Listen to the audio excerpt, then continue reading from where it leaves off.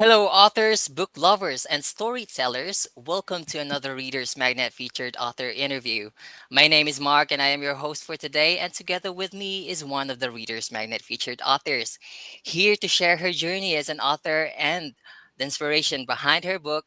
Everyone, please help me welcome MaryAnn Butterfield. Hi, MaryAnn. How are you today? Hi, Mark. Fine, thank you. Excited to That's be great. here.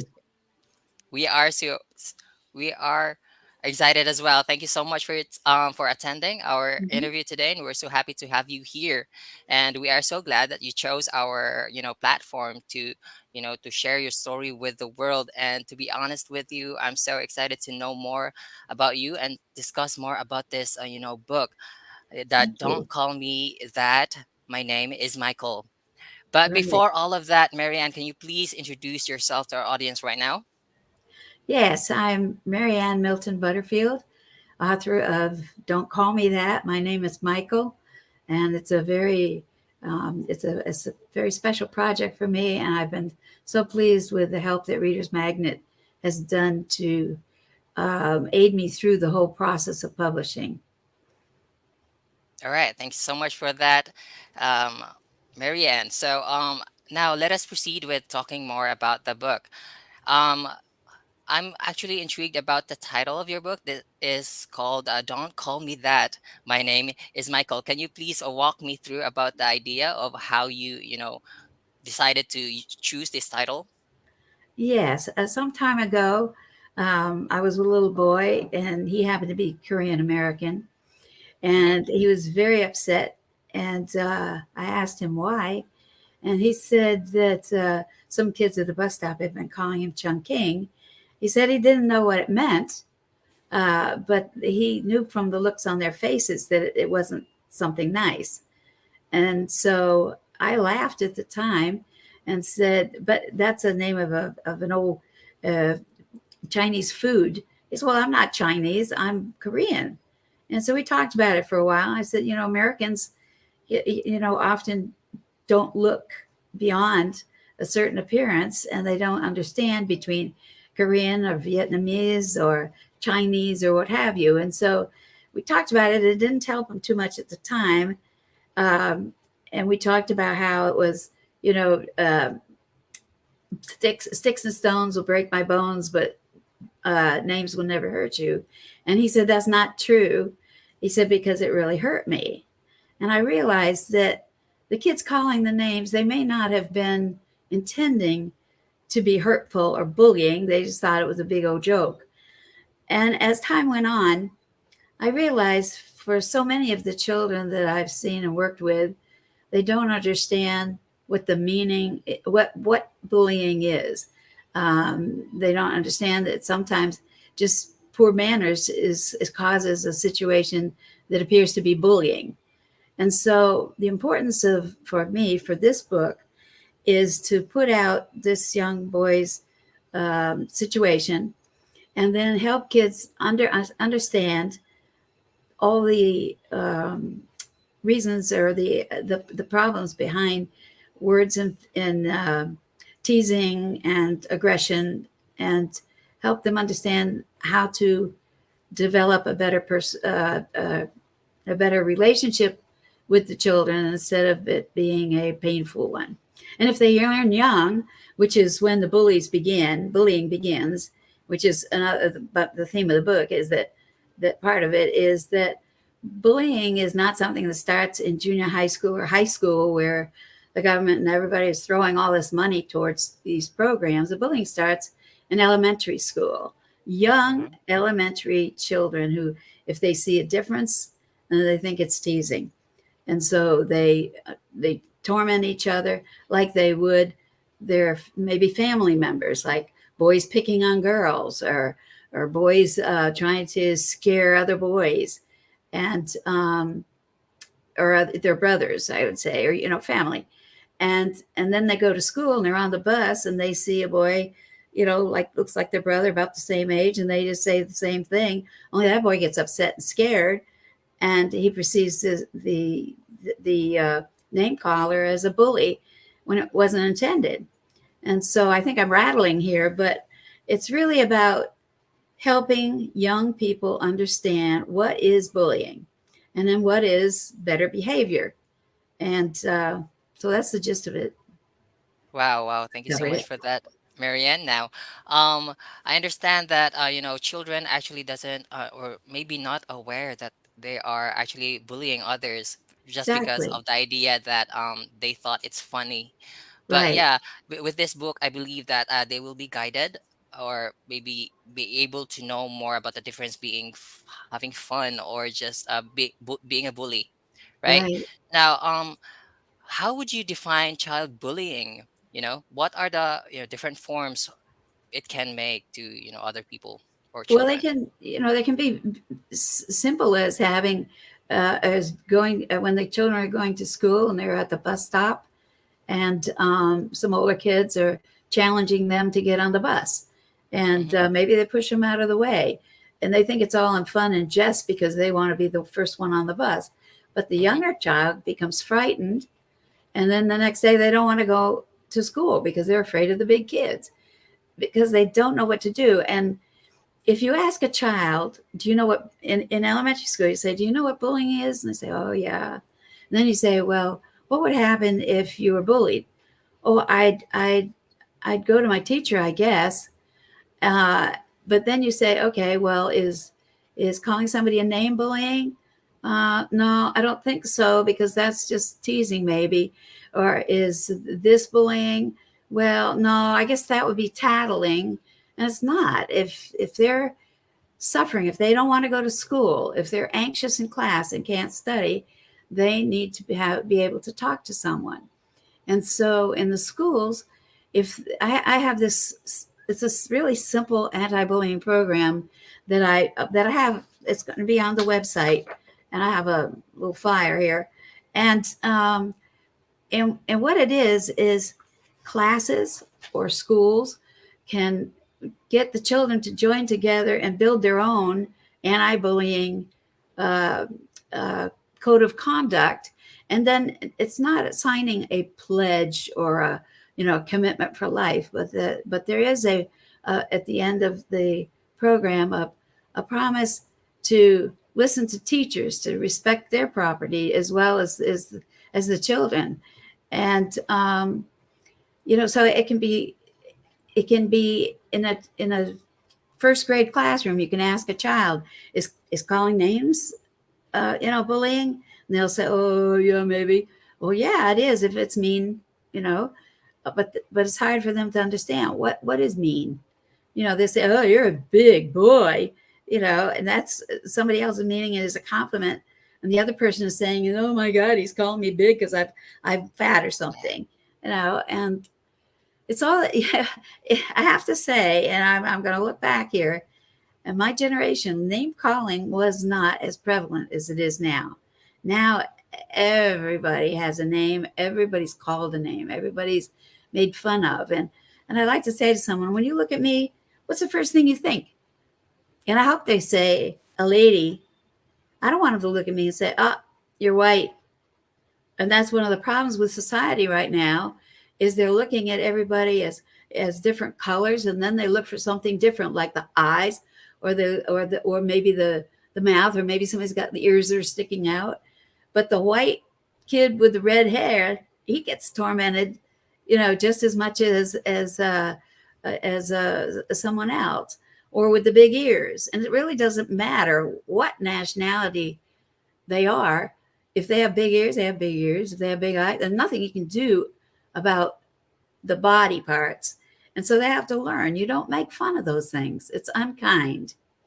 So it's more like a kindness, and bringing into schools an understanding that to be kind is to be a better person. And if you can get children working together in the elementary schools, perhaps they can build on this.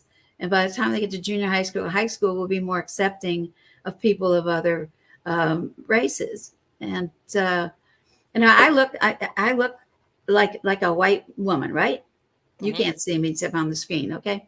mm-hmm. But I had a little incident. I hope we have time for this, Yeah, just that take made your time. me really understand what about prejudice.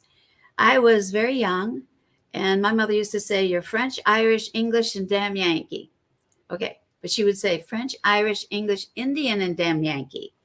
Wow. And so I always used to say this. And then when I was in college age, and we were in a group, and they were everybody sitting down. They got into the backgrounds of people, and everyone went around saying, "Oh, I'm English, I'm German, and what have you." And I said my little song: French, Irish, Indian, English, and damn Yankee.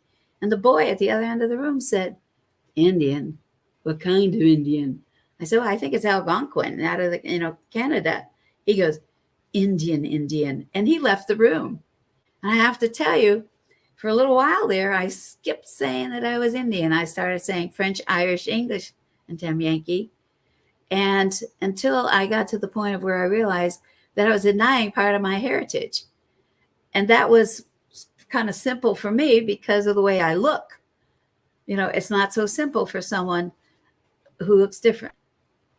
So it really struck with me. So I really do have an empathy that one wouldn't think from looking the way I am.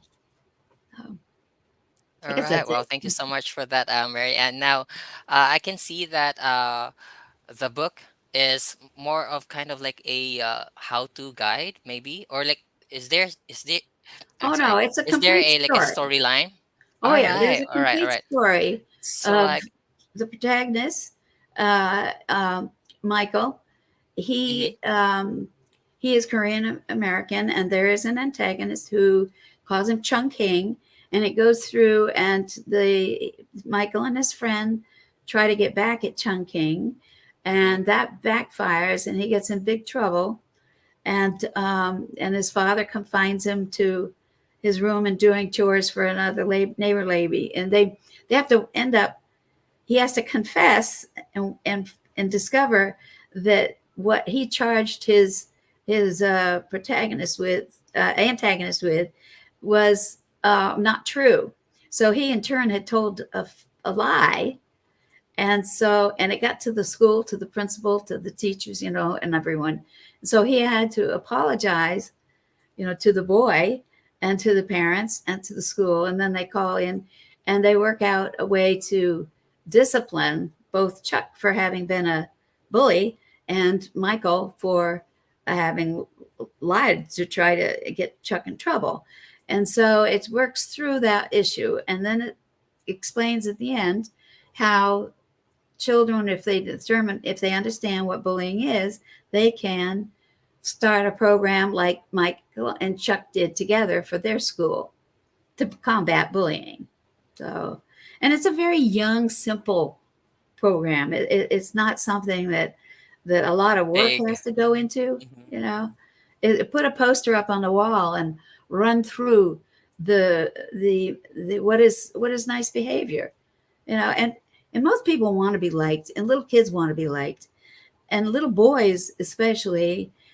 Well, often little boys have a little more trouble reading. They're a little bit later, and I speak this because I'm dyslexic, which Mm-hmm. there are fewer girls that are dyslexic than there are boys. So as a slower reader, for a boy, he feels a little less than his macho being, and he can start teasing people that are better. But he has to learn that that's not right, you know, in the elementary school. And so that's where it's got to start. But it is a story that leads him Mm-hmm. All right. through, and there are illustrations to try to help readers, a poorer reader, stay with the story and understand it. All right. Thank you so much for that, Marianne. Now, actually, I heard it from your author's relations officer. Uh-huh. She mentioned actually that you are the one who actually illustrated all of these, drawings on your book. Can you Yes. share to me Hmm. about that? Well, I needed the illustrations. I felt it was important. Well, Mm-hmm. also because the very first authorization that I had at Reader's Magnet, she was delightful. Unfortunately, it was during COVID, and she was stricken with it, and she died. And so I ended up floating to someone else, and and I didn't work too well with the next person, and so I wrote in, and next thing you know, I got somebody like Nikki that I was able to Mm-hmm. work well with. And and so my first one said, you really need more illustrations if you're going to work with young boys to carry them through the story, make Exactly. them want Yeah. to read the story. So I said, okay, I can do that. So I started working on them, and it was kind of fun trying to figure it out and all. But they are pretty amateurish, and I've been told that. But other people have said, "Well, I liked it. It looks like something a kid would appreciate and understand, and probably draw himself." So I'm okay with All it. right. Yeah. Yeah. So actually, I also heard that you are the one who drew your book cover. Can we at least see it on screen Oh, right now? oh, there it All is. right, there you go. So Yes. it's actually amazing, and it's eye-catching for, especially for the children. Yeah. And the title itself is, I really need to admire your art style, Marianne, because me as a fan of art, actually I can actually see the uniqueness of this art style and then drawing. And it's really captivating for your children, Oh, especially good. those who are children that is in need Hmm. of guidance about you know know more knowledge about bullying. Okay, thank you so much for that. Now, Yes. the idea that you are the one who drew all of these, illustrations. I want to know if you have like a specific place or location for you to draw all of this. I do. I made a little studio for myself down in our rec Wow. room. Oh, there's Nikki said she had a picture of it. That Oh was wow, the wow. first shot. I spent many hours there, and then since it was in the rec room, I spread the drawings all over the floor so that I could go one, two, three, four, and then as I didn't, oh, there's some. If I didn't like one, I'd pull it out and redo it. And so, yeah, I enjoy doing it, and Wow, that's amazing. I hope to get better. I would like to use one of these programs. My son actually installed one on my computer. I think he was saying, "Hint, hint, mom, let's get more professional." But that it takes a long time to learn some of those programs. Yeah. So Yes. eventually, so this cover I did do, and but then Reader's Magnet artists did the final of it with with their fancy art. Mhm. Mhm. All right. So and then we diddled with it sometimes. That we first had the title was on an angle, and then there were other things on it, and but then between Zarin and Nikki and your artist, we got it all down to where I think that looks pretty good. It actually looks amazing, Good. and it's serving its purpose, to captivate all of those Hmm. children to read your book. Anyway, I want to know more. Let's go back with the book. Yeah. So um thinking among all of the genres out there and Hmm. topics to talk about, uh what made you decide to choose this? Is this something like a personal experience before? Well, I've actually written about 5 stories, and they're usually from a young person's perspective. Point of view. All right. Well, because I started out with the little children, my children, when they were little. I go to put them to bed. If they'd had a problem, during the day, somebody had stepped on their toe and they were upset with them or something. I would make up a story about someone stepping on their toe because they um, were afraid of falling or something that would make them accept the fact that it wasn't on purpose. It was an accident. It wasn't anything about them. It was an accident, Hmm. Or I had another time when I had a grandchild with blonde hair, very blonde hair, and he asked me if I could dye his hair black, and I said, "Why?" I said, "Do you know how much money it costs to have this color so that I look like you?" And he said, "Oh, okay." But he'd been teased at his school because he was really very Snow White blonde, and he was at a you know uh, he was different. He's white, but a really white hair, and he was different. And so kids made fun of him. And so through the years, I've made these stories up for my grandchildren, and and my grandchild said, after this one. Actually, the one was called the Runaway Bluebird. He thought he wanted to run away. He didn't want to go to school. He didn't want to do this. He wanted to stay with us. And so I made the story about the bluebird who couldn't wait to leave the nest. And then when he left his nest and then came back, it was different because everybody else was gone. And so he said, "Oh, I really like this one. Will you write it down so you can tell me about it again?"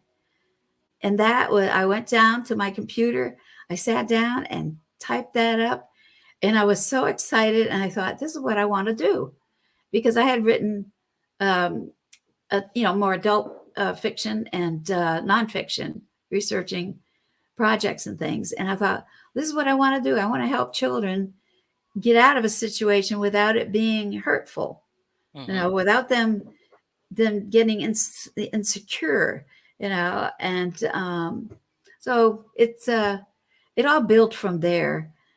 I feel I feel blessed because that happened to me.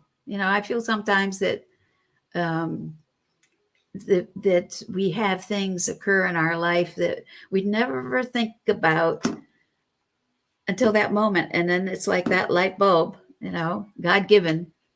So Mm-hmm. yeah, So yeah, all of those happen for a reason, actually. yes, Yeah. yes. Anyway, all right. For your last question, Marianne, can you please share to us what you want your readers to take away after reading your book? I would like the children to feel confident that they know what bullying is, and that if they feel uncomfortable, afraid, or if they just don't want to go to school and they don't really know why, that they have someone to go to, whether it's the teacher, or if they do the bullying program and there's a select person that they can go to and talk to about their problem. They know there's help there. But I'd also like parents to look at this and help their children with the bullying at home. If some of these things go on that you just kind of let go, because it's the children, they need to understand that that behavior might be something they do at home, but it's not acceptable at school. It Mm-hmm. just need to be taught. Kindergarten used to be a wonderful class. You go there, you learn to socialize.